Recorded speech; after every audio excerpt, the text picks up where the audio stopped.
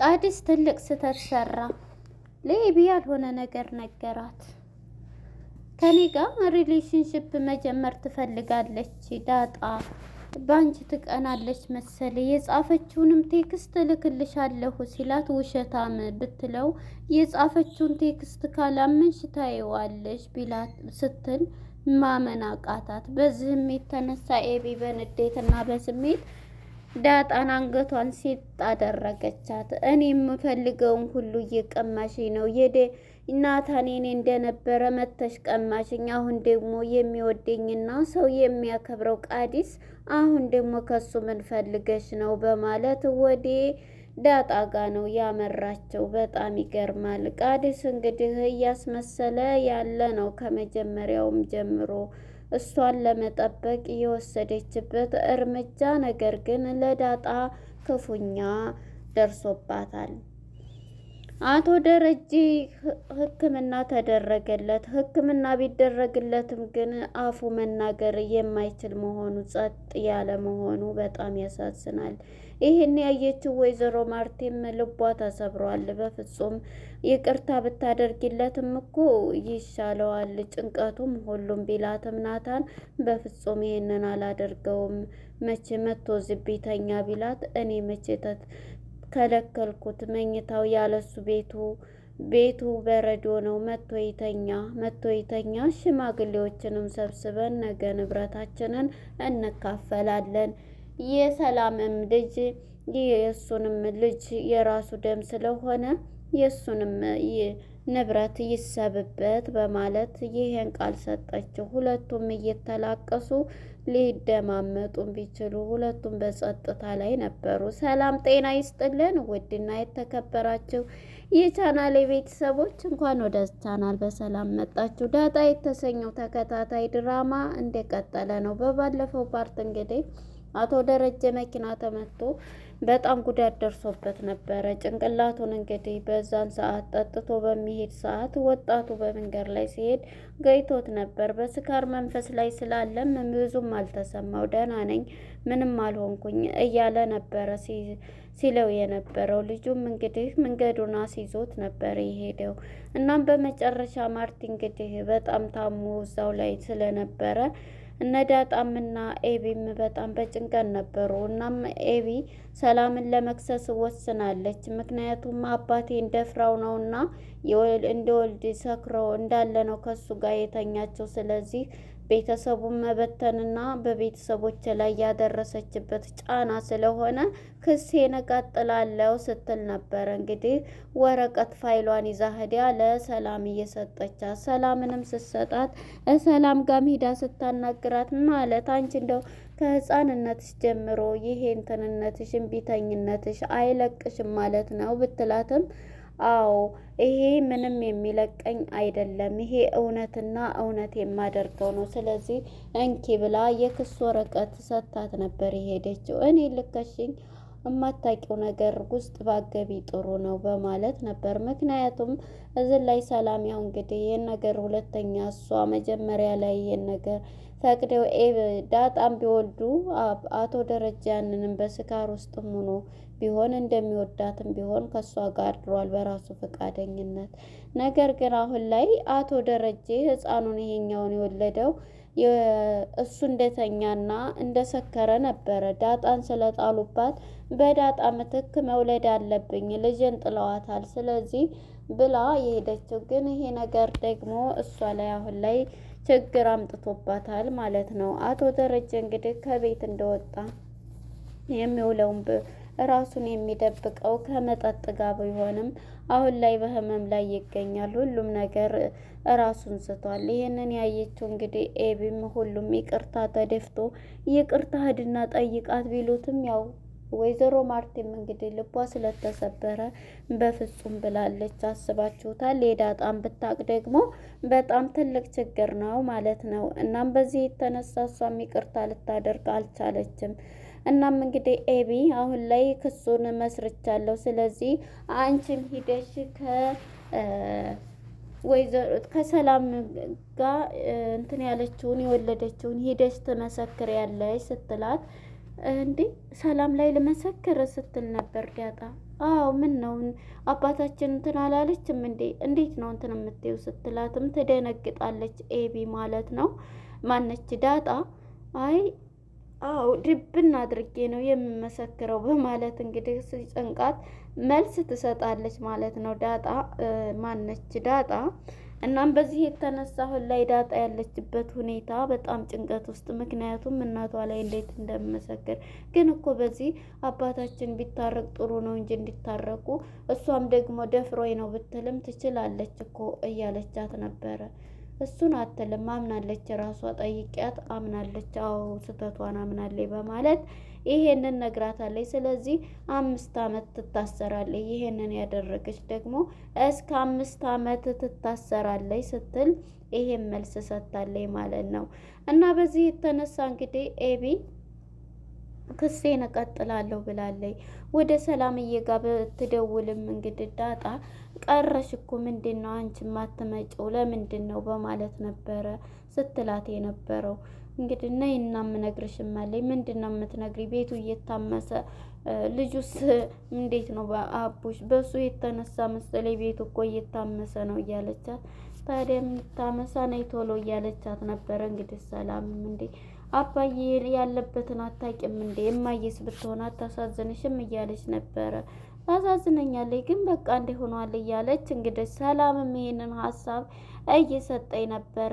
ኤቢም ክሴን መሰርታለሁ ብላለች። እንግዲህ ሁለቱም አባታቸውን ይዘው መጥተው ከሕክምና እንግዲህ በባለፈው ቶሎ እያለ ነበረ ናታን እንግዲህ በጣም ታሟል ብሎ እማዬንም ይዛቸዋኑ ነበር። ግን እሷ ከሰማይ በጣም እንትን ይላል። እኛ እንሂድ ብለው ኤቢና ዳጣ እንግዲህ አባታቸውን ይዘው መጥተው ያመጡትም እሱ እንግዲህ በፍጹም አይናገርም፣ አፉ ዝም እንዳለ ነው። እና እንዳውም አይዞህ አባዬ ዝም ማለትህ ጥሩ ነው፣ ምንም እንዳታስብ ዝም አልኩኝ ብለህ እያለች ዳጣም እያረጋጋቸው አባቷን ትገኛለች ሁላቸውም ማለት ነው።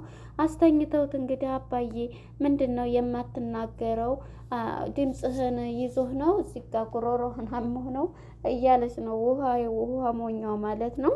እናም ይሄን እያለች ውሃ እሱም ይሄንኑ እንትን እያለ ጸጥ ብሏል። እንግዲህ ማርቲም ወደሱ ወዳረፈበት ክላስ ሄዳ እያዋራችው ትገኛለች። ደረጀም ማለት ነው ወደ ሌሎቹ እንግዲህ እናቴና እንዴት ናቸው? ወይኔ አባቴና እናቴ እያለ እንግዲህ ቃዲስ ቀጥታ ሲመጣ እንዴ ምን ሆነህ ነው የምታማርተው? አንተ ተረጋጋ እንጂ ሲለው ይቅርታይ ማለት እኔ እንደዛ አባቴን እያለ እንዴ ደህና ዋልክ እያለ ነው። እና ሰው ሲያከብር ጥሩ ልጅ ትመስላለህ ግን የፈጠንክ ነህ እያለ እንግዲህ ማን ነው ገዚ እያለው ነበር ማለት ነው። ቀጥታ እንግዲህ መጀመሪያ የመጣው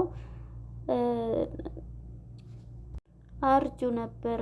ማን ነው ቃዲስ ነበር። ቀጣይ አርጁ ሲቀጥል ደግሞ ቀጣይ ገብቷል። ይርግባ እንደውም የኔ እናት ና ግባ እያለ እንግዲህ አርጁም ለመግባት ሞክሯል። እዛ ሲያየው እንግዲህ ቃዲስም መጸዳጃ ነበርና ሲመጣ ይዝነው እኮ በሚለው እንደውም ቁጭ በል እያለች ዳጣ ተነግረዋለች ማለት ነው። ቁጭ ላለች ዝግ ጊዜ ቃዲስ በቃ ልሄድ በማለት አርጁ ለመሄድ ብሄድ አትሄድ እንደውም አትሄድ በማለት ታስቀረዋለች ማለት ነው።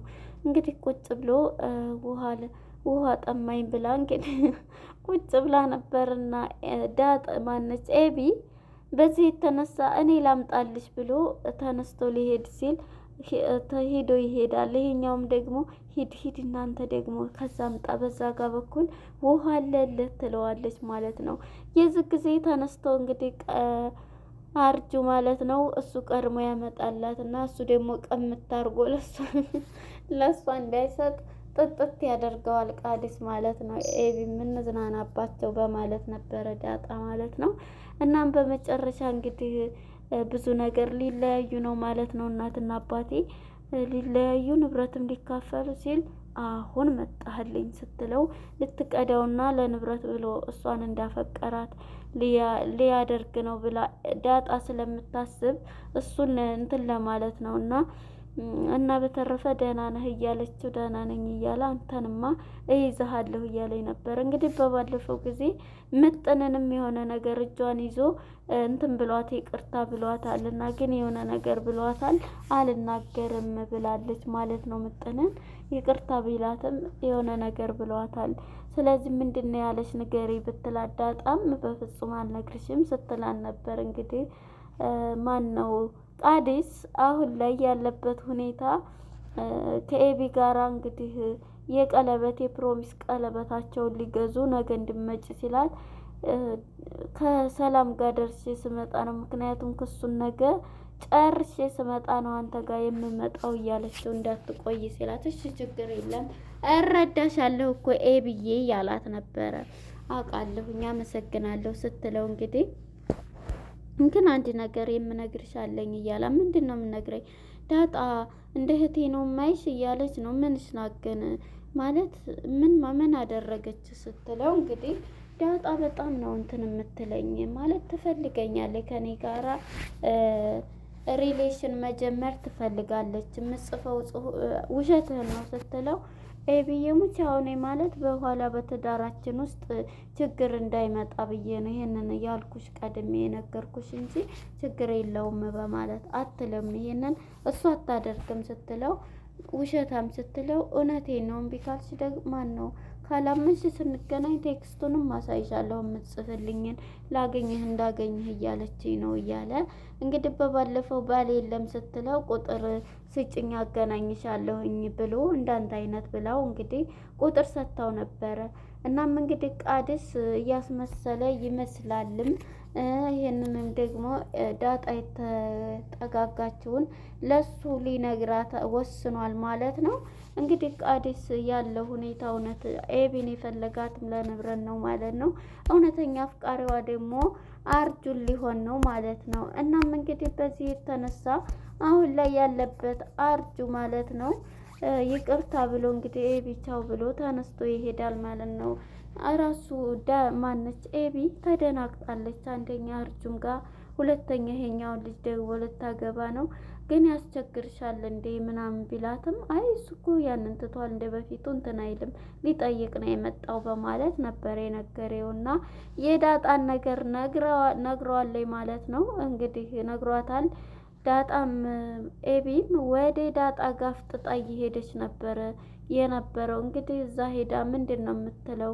ዳጣን አንገቷን ሲጥ ታረጋታለች። የኔን ሁሉ ነገር እንደቀማች ነው ደግሞ ከሱ ጋራ ምንድን ፈልገሽ ነው ብላ እንግዲህ ትይዛታለች ብዬ አስባለሁ ማለት ነው። ያው ናታን ይገላግላቸዋል ማለት ነው። አካሄዷ በጣም በሚያስፈራ ነበር ማለት ነው። እና አሁን ላይ እንግዲህ ማን ነው ቃዲስ እያስመሰለ ነው ወይንስ የእውነቱን ነው እያደረገ ያለው የሚለውን እንግዲህ ቀጣይ ክፍል የምናይ ይሆናል። እውነተኛ አፍቃሪው ግን እንትና ይመስላል ያየሁበት ቦታ ጠፍቶኝ ነው አውቃለሁ እያለችው ዳጣም እንግዲህ በባለፈው ስትለው ነበር። አሁን ደግሞ ቁጥር ሰጥታው ነበር እና ላግኝህ ምናምን እያለች የጻፈችውን እንግዲህ እሷን ለመከላከል ያለበትን እሷ ጋር ከተግባባ ምክንያቱም እኔ ጋር ያለ ሪሌሽን ካረገ እህቴን ለገንዘብ ብሎ እንዳይገላት ብዬ ስለማስብ ነው ብላ ታስረዳት ይሆናል። ምክንያቱም ምጥንን ምንትን ብሏታል ብላ ታስረዳታለች። ግን አሁን ላይ ኤቢ በንዴትና በስሜት ውስጥ ትገኛለች ማለት ነው። እንግዲህ ቃዲስም እያስመሰለ ይመስላል። በጣም ትትናውን አብዝቶታል። ወንድ ልጅ እንደዚህ በጣም ትትና ምንም እንትን ቢል በጣም ሲበዛ ነው። ውሸቱን ደግሞ እያለቀሰ መስሎ መንድሉን ይዞ ሲያለቅስ ነበር። እንግዲህ ይሄን ነበር መስለው። ለነበረን ቆይታ አመሰግናለሁ። ባይ ባይ።